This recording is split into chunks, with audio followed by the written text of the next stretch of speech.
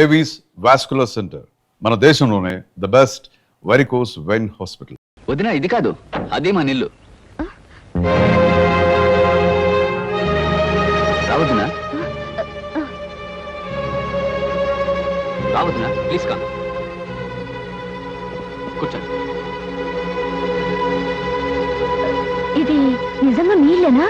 అవును వదినా, మా ఇల్లే మమతల కోయిల, మా ఇల్లే మమతల పందిరి. రాగానే అలా కూని చేస్తావరా దర్చుకుంటా నాన్నగారు. మీ నాన్నగారా? కథల కుతూహలంలో కాపీ కలిపేశావురా. అమ్మా నువ్వా? ఎంతసేపు అయింది వచ్చి?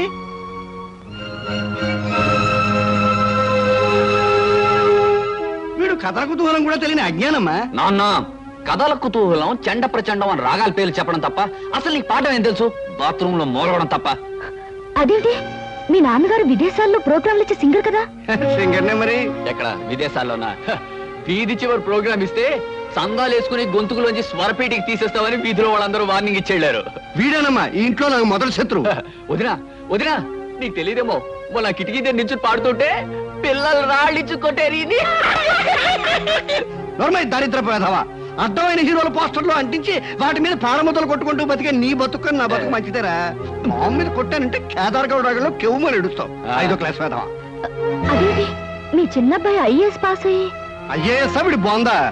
5వ ఫారం 6 సార్లు తప్పాడు. 6వ ఫారంలో జాయిన్ చేస్తే స్కూల్లోంచి పారిపోయాడు.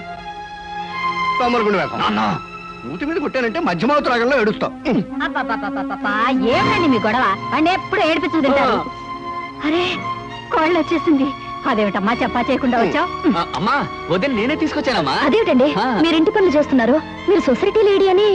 ఈవిడ లేడీ కాదు, దుప్పి కాదమ్మా, నా పెళ్ళం. అది కాదండి, ఈవిడ పబ్లిక్ సర్వీస్ చేస్తారని. పబ్లిక్ సర్వీస్ లేదు, నా బొందా లేదు. ప్రైవేట్ గా అంట్లు తవ్వుకుంటూ ఉంటుంది, మా అందరికి వంట చేసి పెడుతుంది, అప్పుడప్పుడు ఇలా పొడుస్తుంది. పులిహార సేమ్యా ఉప్మా చాలా అద్భుతంగా చేస్తుంది. నువ్వు దగ్గర కూర్చొని చేయించుకు మరి. మీ మామగారు మాటలకేం లేమ్మా, ఆయన అలాగే మాట్లాడతారు. నిన్ను చూస్తే మాత్రం నాకు చాలా గర్వంగాను ఆనందంగాను ఉందమ్మా.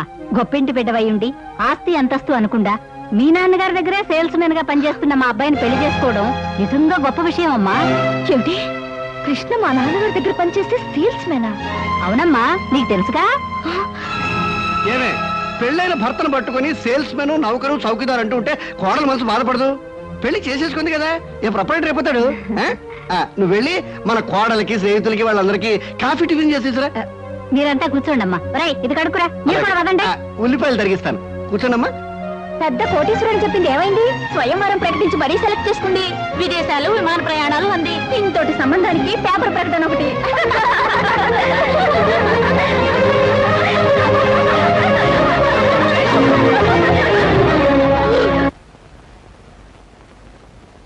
మావయ్య, సీతకి నిజం ఎలా చెప్పాలో తెలియడం లేదు, కానీ చెప్పక తప్పని పరిస్థితి వచ్చేసింది. వర్రిగాకయ్యా, నువ్వెవరవో తెలిసినా, ఎంత కోపం వచ్చినా, మెళ్ళో తాళ్ళు పట్టు విలువ తెలిసిన ఆడపిల్ల గనక తప్పనిసరిగా ఒప్పుకుంటుంది. అమ్మా సీత, ఎక్కడి చూస్తున్నావమ్మా? ఇప్పుడే అల్లుడు గారు నేను నీ గురించే తలుచుకుంటున్నాం. నేను కూడా మీ అల్లుడు గారి గురించే తలుచుకుంటూ వచ్చాను. బై బై, మీ హనీమూన్ ప్రయాణానికి కావాల్సిన కొనుక్కున్నావా? నాకు కావాల్సింది కొనుక్కుందామంటే నాకు అది దొరకటం లేదు డాడీ. ఇట్స్ ఆల్ రైట్, వెళ్ళేది ఢిల్లీ కదా, కావాల్సినవన్నీ అక్కడే కొనుక్కోవచ్చు. అవును, మనకు కావాల్సినవన్నీ అక్కడే కొనుక్కోవచ్చు సీత, యూ డోంట్ వరీ. మాకు ఢిల్లీ టికెట్స్ ఎంత కొన్నారు డాడీ? 1500 చిల్లరైందమ్మా. అంటే మన ఆఫీస్ లో ఒక సేల్స్ మెన్ జీతం అంతే కదండి? అంతే అయి ఉంటుంది. I don't know what uncle, మీ సేల్స్ మెన్ కి ఎంత ఇస్తారో ఆయన అడగడం దేనికి? పుచ్చుకునేది మీరేగా. Sita, what are you talking? Shut up. అబద్ధాలు కట్టుకథలు చెప్పి నన్ను మోసం చేస్తావా? మా నాన్నగారి దగ్గర జీతం డబ్బుల కోసం పనిచేసేవాడివి నా దగ్గర మల్టీ మిలియనర్ల వద్ద చేస్తావా? ఎందుకో పనికిరాని నీ కుటుంబ సభ్యుల్ని, గ్రేట్ పీపుల్ అని నాకు పరిచయం చేస్తావా? నా మెళ్ళలో తాళిబొట్టుకి మోసం, అబద్ధం, కుట్రని 3 ముళ్ళు వేసి నా బ్రతుకుని అన్యాయం చేస్తావా? అమ్మా సీత, ఆవేశపడదు. ఈ పెళ్లి జరగడానికి కారణం అతను కాదమ్మా, నేను. డాడీ. అవునమ్మా, అతని అబద్ధాలను బలపరిచి నేను నమ్మేటి చేసి ఈ పెళ్లి జరిపించింది నేనమ్మా. డాడీ, ఈ పని నువ్వు చేసావా? ఒక మగవాడు పెళ్లి కాని ఆడపిల్ల ఆస్తి చూసి, అందం చూసి అబద్ధాలతో మోసం చేశాడంటే దానికి అర్థం ఉంది. కానీ ఒక కన్న తండ్రి సొంత కూతుర్ని పరాయి మగాడితో నాటకవాడి పెళ్లి జరిపించాడంటే బహుశా లోకం ఇదే మొదటిసారనుకుంటాను. పసితనం నుంచి అమ్మలే నన్ను పెంచి పెద్ద చేసి అడిగింది కాదనక, కోరింది లేదనక నన్ను ఇంతదాన్ని చేశా. ఇప్పుడు ఆయనతో కలిసి నాటకవాడి నన్ను ఎందుకు మోసం చేసావు? ఎందుకు మోసం చేసావు డాడీ? మంచి ప్రశ్న వేశావమ్మా, చాలా మంచి ప్రశ్న వేశావు. కానీ ఈ ప్రశ్న అడిగే ముందు జరిగిన విషయాలు ఏమిటో ఒక్కసారి గుర్తు తెచ్చుకో. ఒక ఆడపిల్లకు ఉండవలసిన మర్యాద సాంప్రదాయం మర్చిపోయి పేపర్లో మొగుడు కోసం ప్రకటనలు వేయించింది నువ్వు. ఆ ప్రకటనలు చూసి వచ్చిన కృష్ణను సెలెక్ట్ చేసుకుంది నువ్వు. అతన్ని మనసారా ప్రేమించి ఇంటికి తీసుకొచ్చి నాకు పరిచయం చేసింది నువ్వు. ఇందులో నా తప్పుందా? కృష్ణను చూశాక ఇంటర్వ్యూ పేరుతో నువ్వు పొరపాటుగా ప్రవర్తించిన, మొగుడు సెలక్షన్ అంటూ పొగరుమోతుగా ప్రవర్తించిన, ఓ మంచి మనిషిని ఎంచుకునేటట్టు ఆ భగవంతుడు చేశాడని ఆనందించానమ్మా. అడ్డదారిలో వెళ్ళినా నేను ఆశించినట్టుగా గమ్యానికి చేరుకుంటున్నావని సంబరపడ్డానమ్మా. అందుకే ఈ పెళ్లి జరిపించడానికి నేను కొన్ని అబద్ధాలు చెప్పుంటాను. ఇది ఏ రకంగా తప్పమ్మా? అంటే మోసం చేసి ఆయనతో పాటు సీత, మళ్ళీ మళ్ళీ అతను మోసం అను. పెళ్లికి ముందే నీతో చెప్పాలనుకున్నాడు, కానీ నేనే చెప్పొద్దన్నాను. ఇది తప్పేమోనన్నాడు, కానీ ఇది తప్పనిసరని నేనే ఒప్పించాను. సీత, భగవంతుడు నిన్ను ఏ మోసగాడి చేతులను పడేయకుండా ఒక మంచి మనిషి, మనసున్న మనిషి చేతిలో పెట్టినందుకు నేను సంతోషించానమ్మా. All right daddy, all right. జరిగిన దానికి కారుకురాలి నేనేనంటావు, అన్ని చేసింది నేనేనంటావు. ఆల్ రైట్, ఇప్పుడు కూడా నేను చేయాల్సిందేదో చేస్తాను. సీత, ఏం చేస్తావు? నాకు విడాకులు ఇస్తావా? మంగళసూత్రానికి విలువిచ్చేదాన్ని, విడాకులు ఇస్తానని అనను. కాకపోతే ప్రస్తుతం మన హనీమూన్కి వెళ్ళడం లేదా, మీ ఇంటి కాలు మొగలుగా వెళ్ళబోతున్నా. అక్కడ నేను ఏం చేస్తానో, ఎలా ఉంటానో ముందు ముందు మీకే తెలుస్తుంది. హా. కృష్ణ, ఈ మొండిది తిక్కది మీ ఇంటికి కాపురానికి వచ్చి నిన్ను ఎన్ని కష్టాలు పెడుతుందో, మీ సంసారంలో ఎన్ని కలతలు రేపుతుందో అనే భయంగా ఉందయ్యా. మావయ్య, మీరేం భయపడకండి. జీవితంలో ఎలాంటి ఛాలెంజ్నైనా ఎదుర్కొని విజయం పొందటం నాకు అలవాటే.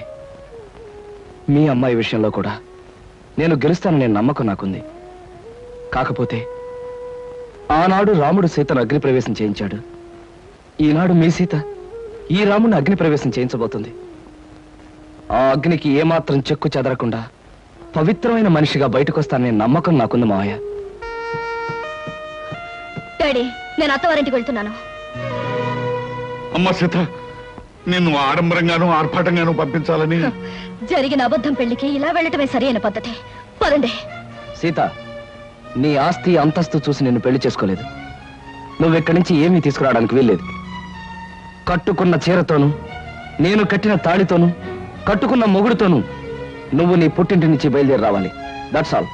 కమాన్.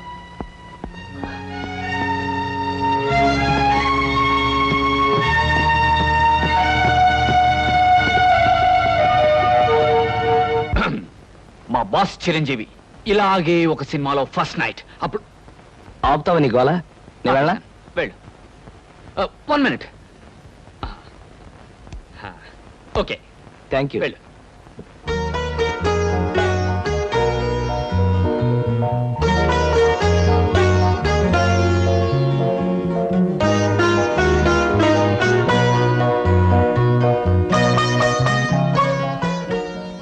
సీత, మగాడికైనా ఆడదానికైనా జీవితంలో ఈ తొలి రాత్రి అనేది ఓ మరపురాని మధురమైన అనుభవం అంటారు. ఈ అనుభవంతో మనుషుల్లో ఆత్మీయతలు పెరుగుతాయి, ఒకరినొకరు పూర్తిగా అర్థం చేసుకోవడం జరుగుతుంది. సీత, నేను నీకు ఎన్నో అబద్ధాలు చెప్పుండొచ్చు, కానీ ఒక్కటి మాత్రం నిజం. నేను మనస్ఫూర్తిగా మనసారా నిన్ను మొదటిసారి చూసినప్పుడే ప్రేమించాను. I love you Sita, I love you. కాదండి, మీరు నన్ను ముట్టుకోవడానికి వీల్లేదు. సీత, అవును, తాళి కట్టారు గనక లోకం ముందు మీకు భారీగా తల ఉంచే ఉంటాను. కానీ నా మనసును మోసం చేశారు గనక నేనెన్నటికీ మీకు దగ్గర కాలేను. సీత, ఏమిటి అర్థం లేకుండా? అవును, లోకం దృష్టిలోనూ అందరి దృష్టిలోనూ మనం భార్యాభర్తలుగా ఉంటాం, కానీ శారీరకంగానూ మానసికంగానూ ఒకరికొకరు దూరంగానే ఉంటాం. అంటే ఇది నువ్వు నాకు విధించే శిక్ష? అవును, నన్ను మోసం చేసినందుకు, అబద్ధాలతో నన్ను పెళ్లి చేసుకున్నందుకు మీరు శిక్ష అనుభవించి తీరాలి. ఆల్ రైట్ సీత, నేను నిన్ను ప్రేమించి పెళ్లి చేసుకుంది పవిత్రమైన భావంతోనే తప్ప కామంతో కోరిక తీర్చుకోవడానికి కాదు. నా మీద మనసు లేని నిన్ను ఎన్నటికీ తాకను. ఏదో ఒక రోజున నన్ను అర్థం చేసుకుని నువ్వు నా దగ్గరికి రావాలే తప్ప నేను మాత్రం నీ దగ్గరికి రాను. అంతవరకు లోకం దృష్టిలో మాత్రమే నీకు భర్తగా ఉంటాను. Good night. శంకరం, శంకరం,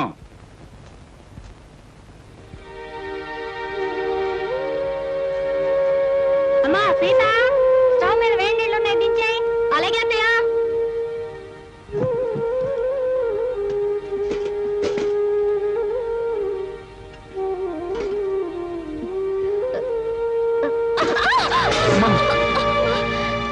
ఏమిటమ్మా సీత, చేతులు కలియా?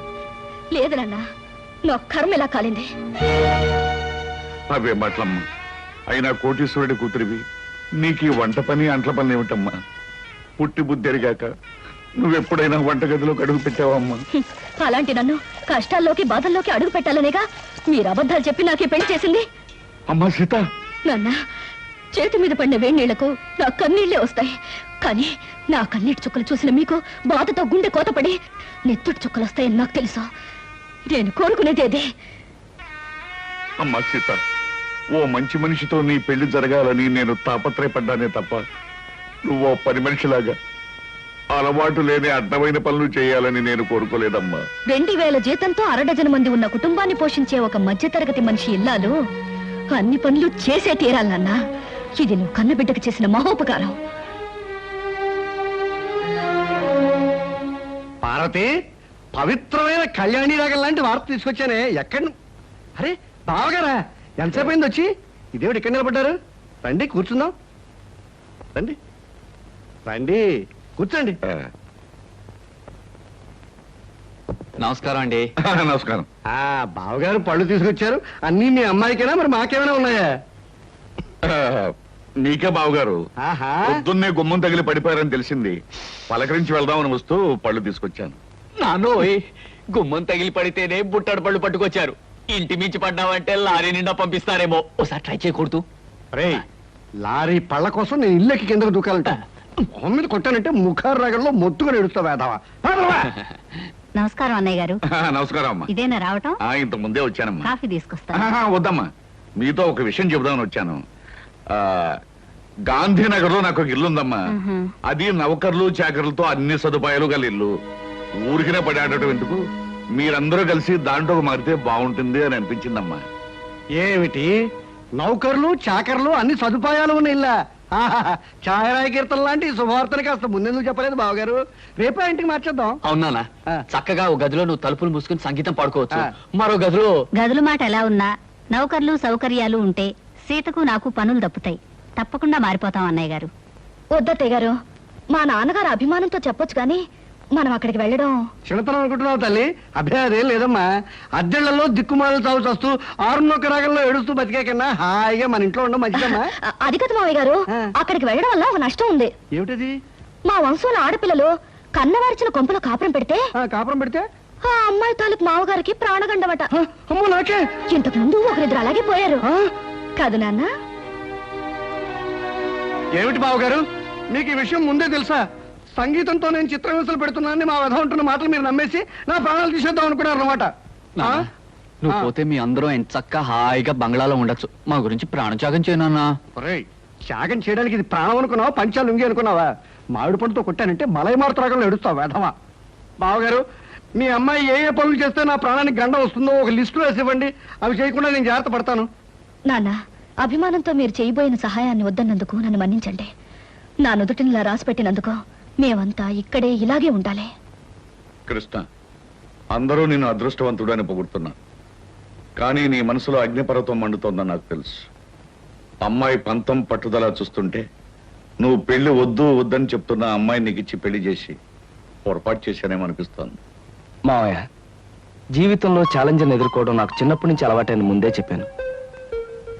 సీతను తప్పకుండా మార్చి నా మనిషిగా, మామూలు మనిషిగా చేస్తాను. మీరేం బాధపడకండి.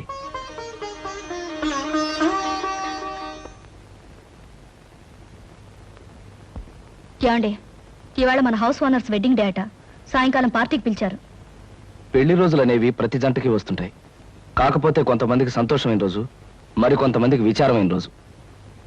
సాయంత్రం పార్టీకి వెళ్ళినప్పుడు వాళ్ళకి బహుమతి ఇవ్వాలి. ఈ 500 తీసుకెళ్ళి ఏదైనా కొనుక్కురండి. ఈ నెల ఇంటి ఖర్చులో ఇదొక ఎక్స్ట్రా అన్నమాట. అయినా ఈ మన్మధరావు వెడ్డింగ్ డే చేసుకోకపోతే దేశానికి ఏమైనా నష్టమా? సవ్యంగా పెళ్లి చేసుకున్న వాళ్ళకి వెడ్డింగ్ డే అనేది ఓ పండుగ లాంటిది. 4 గంటలకల్లా పార్టీకి వెళ్ళాలి. ఏదో ఒకటి తీసుకురండి.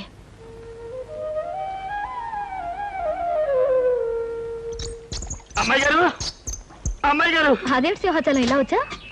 ఏం చెప్పమంటారమ్మా? ఇదిగో నా పక్కన ఉన్నాడు చూడండి, ఈడే మా ఇంట్లో ఉన్నారు మటన్ కొట్టు మస్తాను గారమ్మా. అద్దె డబ్బులు అర్జెంట్ గా కట్టకపోతే మా ఆవిడ్ని, నన్ను, మా పిల్లల్ని కైమా చేసేస్తానంటున్నాడు.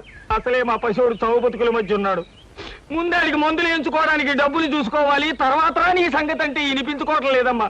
అదేమిటయ్యా వస్తాను, అవతల పిల్లాడి ప్రాణం మీదకి వచ్చిందంటే వినకుండా ఏమిటంత మాటలు? మాటలు కాదు అమ్మా, ఖచ్చితంగా వీడిని ఖాళీ చెయ్యి, కైమా కొట్టి వీడిని కొంప ఖాళీ చేయించేస్తాను. అమ్మా, వీడికి నచ్చ చెప్పడానికి చూసి ప్రయోజనం లేదు తల్లి. ఇప్పటికే వీడి మనుషులు సామానంతా బయట పారేసి చిందులు దొక్కేస్తూ ఉంటారు. నా పెళ్ళం బిడ్డను ఒళ్ళో పెట్టుకుని చావు బతుకుల మధ్య ఉన్నాడు అని ఏడుస్తూ ఉంటుంది. ఏం చెప్పినా వినకపోవడం వీడికి పుట్టుకతో వచ్చిన గుణం అమ్మా. డబ్బులు ఇవ్వడం తప్ప మరో దారి లేదు తల్లి, మరో దారి లేదు. నువ్వంత బాధపడకు సింహాచలం. అతను అంత మనసు లేకుండా దుర్మార్గంగా మాట్లాడుతుంటే మనసున్న మనిషి ఎవరు చూస్తూ ఊరుకోలేరు. నీకెంత కావాలి? ఒక 500 అయితే మందుకి అద్దెకి. అయితే ఉండు, తెస్తాను. ఏమే ఎలా ఉంది మన యాక్టింగ్? బ్రహ్మాండంగా ఉంది. నువ్వు తాగినంత పోయిస్తా గానీ ఆ కోపం చూపులు అలాగే ఉంచు. మీసం తిప్పు, లేకపోతే అమ్మాయి గారు కనిపెట్టేస్తారు. అచ్చా, ఇదిగో సింహాచలం 500.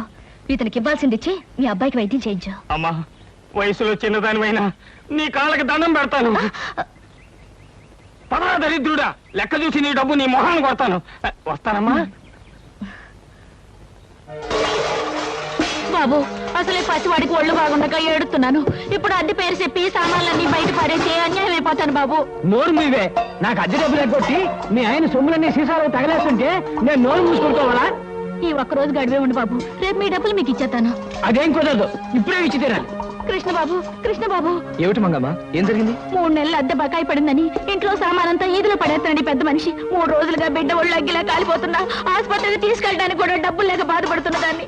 ఇప్పుడు ఈ అద్దె డబ్బులు ఎక్కడి నుంచి తెచ్చేయగలను బాబు? అవును, సింహాచలం ఏమయ్యాడు? వాడే సవ్యంగా ఉంటే మాకు ఇట్టంటి కట్టాలు ఎందుకు వస్తాయి బాబు? కృష్ణ బాబు, నా కాపురాన్ని మీరే నిలబెట్టాలి. నా బిడ్డ ప్రాణం మీరే కాపాడాలి బాబు, మీరే కాపాడాలి.